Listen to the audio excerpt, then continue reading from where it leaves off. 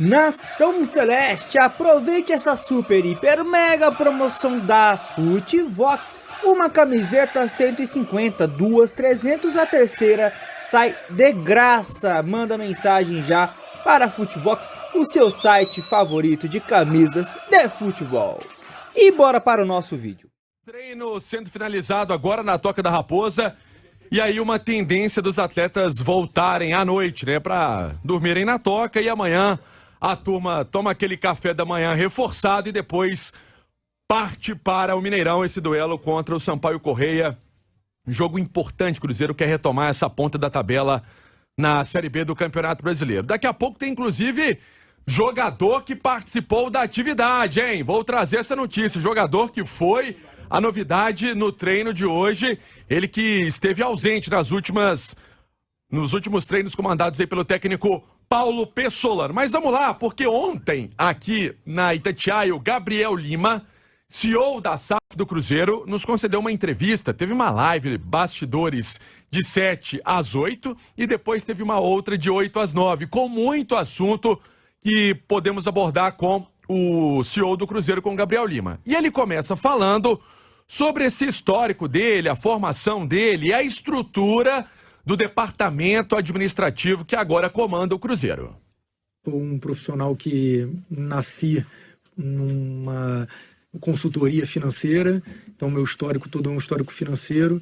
Lá em 2012 eu fiz a mudança para o marketing esportivo, trabalhei numa agência que é a Octagon, que hoje é a agência de propriedade do Ronaldo. Lá na Octagon conheci o Ronaldo, depois eu fui para Espanha a convite do Ronaldo também, e passei os últimos 3 anos no Valladolid, e agora com esse desafio tremendo que é o Cruzeiro. E o papel do CEO é garantir que o planejamento seja cumprido. Então a gente desenha o planejamento, a gente traça as metas, os objetivos, monta a equipe. Então a gente tem uma equipe super qualificada lá de 6 diretores e é garantir que essa turma cumpra o planejamento que foi desenhado de curto, médio e longo prazo. Então a gente tem um diretor de operações, a gente tem um secretário-geral, a gente tem um diretor de futebol. Todas essas pessoas respondem para mim e eu garanto que o que está desenhado e o planejamento está sendo cumprido. Então o meu trabalho é apertar esses caras e garantir que o trabalho está sendo executado de acordo com o que a gente pensou e, obviamente, fazer um alinhamento muito forte com o que o Ronaldo tem na cabeça dele, o que ele quer. A gente tem expertises diferentes ali, a gente respeita muito dentro dessa equipe a expertise de cada um e a especialidade de cada um.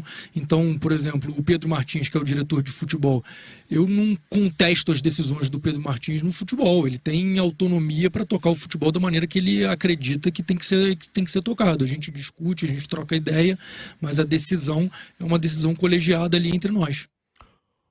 11h41, esse é o Gabriel Lima, CEO do Cruzeiro, aqui no Rádio Esportes, a gente trazendo trechos importantes dessa entrevista ontem no Bastidores.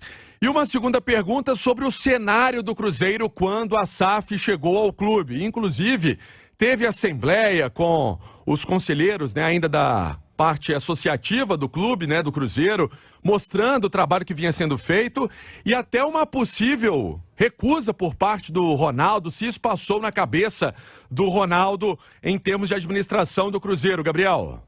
O cenário era um cenário extremamente complexo, né? Era um cenário econômico extremamente complexo. A gente tinha que ter algumas garantias de que o nosso plano seria executado de acordo com o que foi desenhado.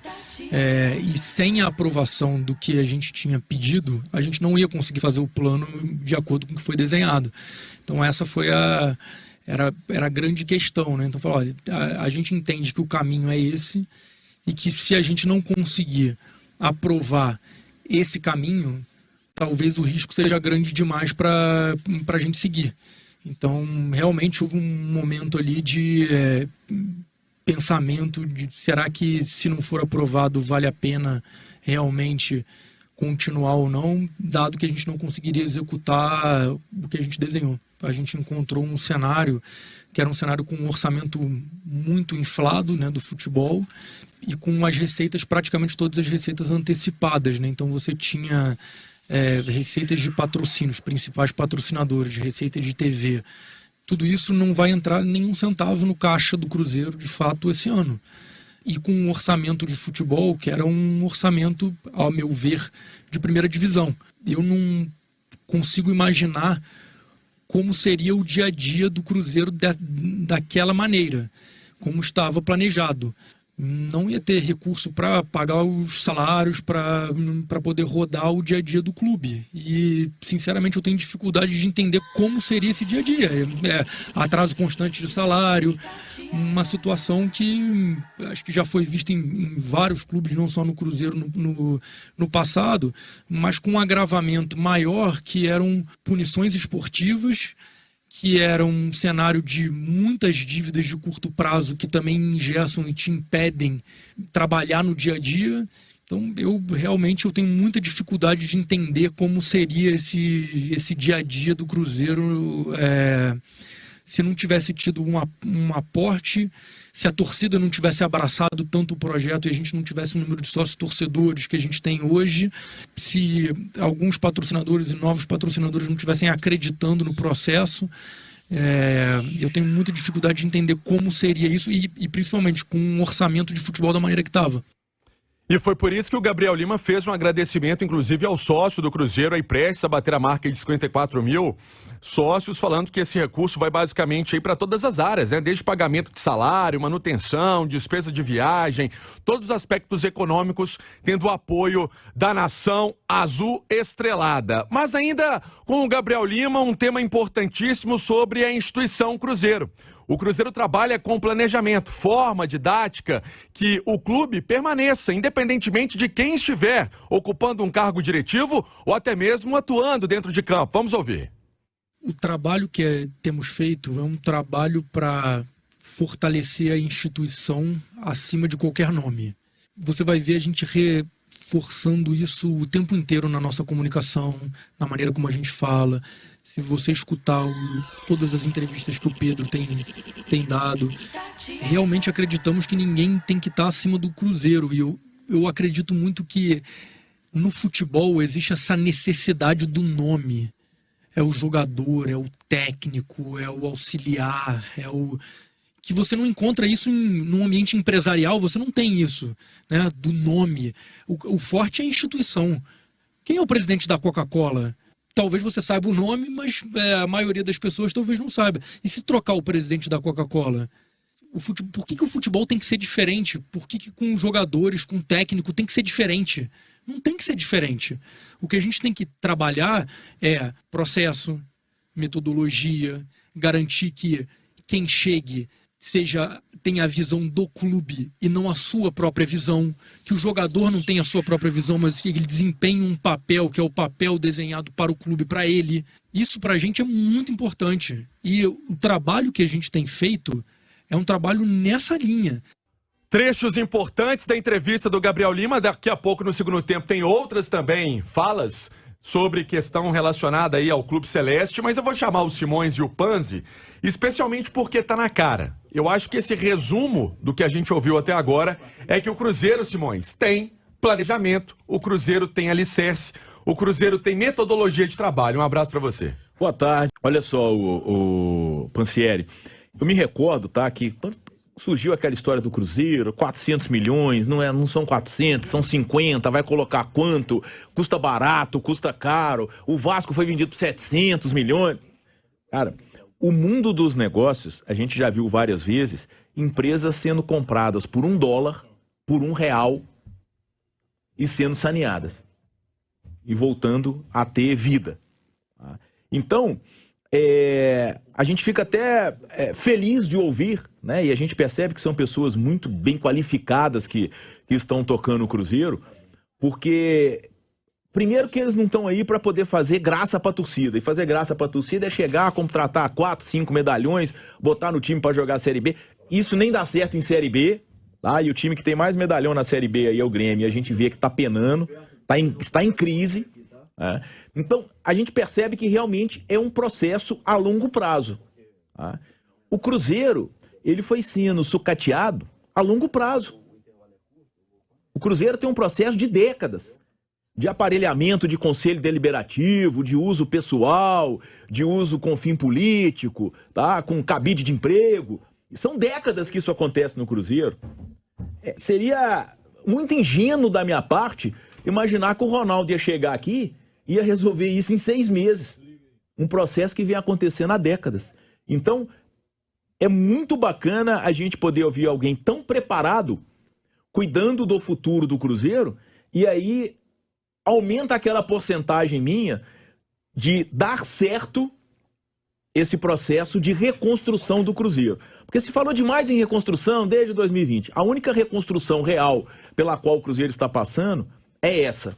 Tá? E depois dessa grande entrevista que vocês fizeram ontem, foram 2 horas de Cruzeiro direto, com muitos esclarecimentos, eu acho que a coisa, em primeiro lugar, ficou mais clara, e em segundo lugar, na minha visão, é muito maior a chance de dar certo, Panzi, a questão, por exemplo, quando a gente aborda do Daniel Júnior, é um ativo do clube, tem contrato até 2023, mas vai estar dentro de um contexto do que é viável, do que o Cruzeiro aposta como realidade que ele tem. Então não vai fazer uma coisa diferente, porque é um jogador que entrou, fez gol importante em cobrança de pênalti, deu passe, cobrou escanteio. Não, vai ter que ser dentro de uma filosofia de hierarquia que hoje o Cruzeiro colocou como importante. Um abraço. Sem dúvida, um abraço para você, Pansieri, para quem tá ligado no Rádio Esporte. Se lembrar, o ouvinte, né, que escutou partes da entrevista, ela tá completa no YouTube da Itatiaia, quem quiser dar uma conferida.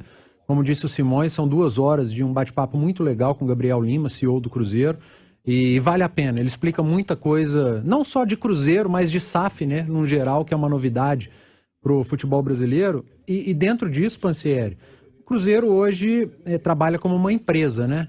Até abordei isso com o Gabriel Lima ontem, falei, vocês não são Cruzeiro desde pequenos, né? Vocês estão Cruzeiro a partir de agora, são muitos profissionais à frente da gestão e não torcedores, como sempre foi historicamente, presidente torcedor, vice-presidente torcedor, diretor torcedor, diretor de comunicação torcedor, que às vezes colocava a paixão à frente da razão, e isso arrebenta com o clube, né? Em grande proporção. Então, hoje o Cruzeiro atua como uma empresa e nesse caso do Daniel Júnior, não dá o passo maior que a perna. É um jogador que tem sido importante? Pô, tem sido importantíssimo. É um talento? Ele demonstra ser um cara que tem um futuro brilhante pela frente. O Cruzeiro, para isso, vai ter que dar um passo maior que a perna? Fazer loucura para manter o jogador? Não vai, porque uma empresa não faz isso. Porque ao longo dos anos, fazendo muitas dessas loucuras, o Cruzeiro foi afundando em dívidas. E a partir de agora não vai fazer mais.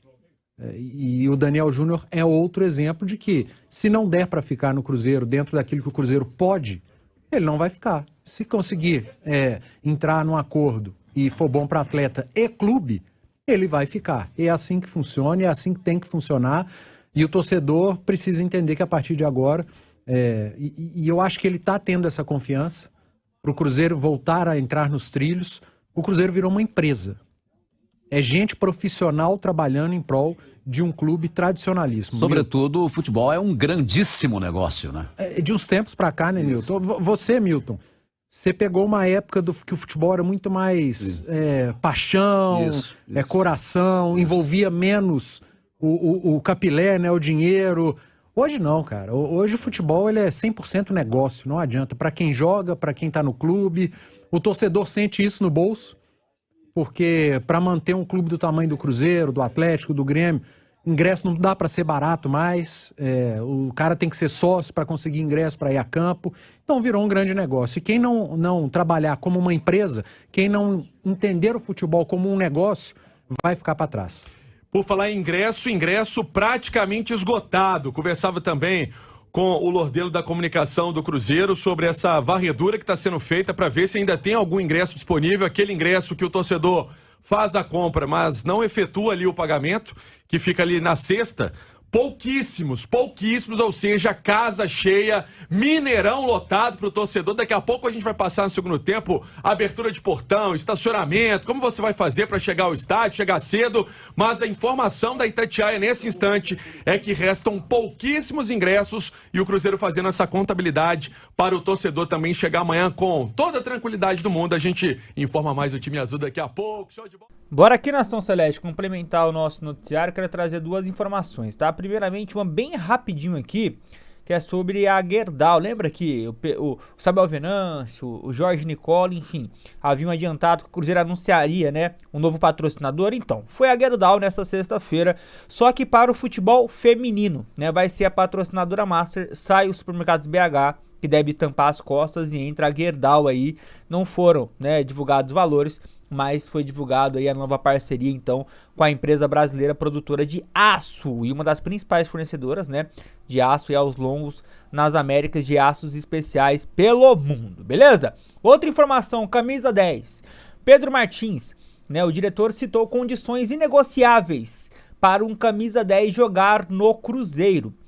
Bom, Pedro Lourenço, né, nosso Pedrinho BH, chegou a dizer que tem esse desejo de dar de presente pro Ronaldo, pro Cruzeirense, um camisa 10, foi assunto já dito pelo próprio Ronaldo, pelo Pedro Lourenço, já foi discutido em vários, né, âmbitos, e aí chegou ao diretor de futebol do Cruzeiro, que mencionou que, né, o Cruzeiro está disposto a buscar no mercado um camisa 10 típico, né, para a janela do segundo semestre, que se abre em 18 de julho, beleza? Só que ele deixou bem claro o seguinte, o camisa 10, se vier, não pode, né, se desencaixar da forma como joga atualmente o Cruzeiro, abre aspas aí pro Pedro Martins, ó. Para jogar no clube, dentro desse novo modelo de jogo e levando muito em consideração a opinião do Pezzolano, a gente vem analisando algumas características que são importantes e fundamentais. E tem alguns pontos que são inegociáveis, que a gente não abre mão para que se jogue no Cruzeiro. Uma delas é ser um atleta dinâmico, intensivo e agressivo, ou seja, nação, não pode ser qualquer jogador. Qual a sua opinião sobre isso? Muita gente fala de Everton Ribeiro, Ricardo Goulart agora tá um pouco menos, né, sendo citado porque tá no Santos, mas também ainda citam, e dentre outros. Mas qual a sua opinião? Me fala um nome de um 10 aí que você acha que poderia se enquadrar nesse jogo, nessa jogabilidade do Pezzolano. Fechado? Chegou até aqui, nação, deixa o like, eu volto a qualquer momento, tamo junto, até a próxima, tchau!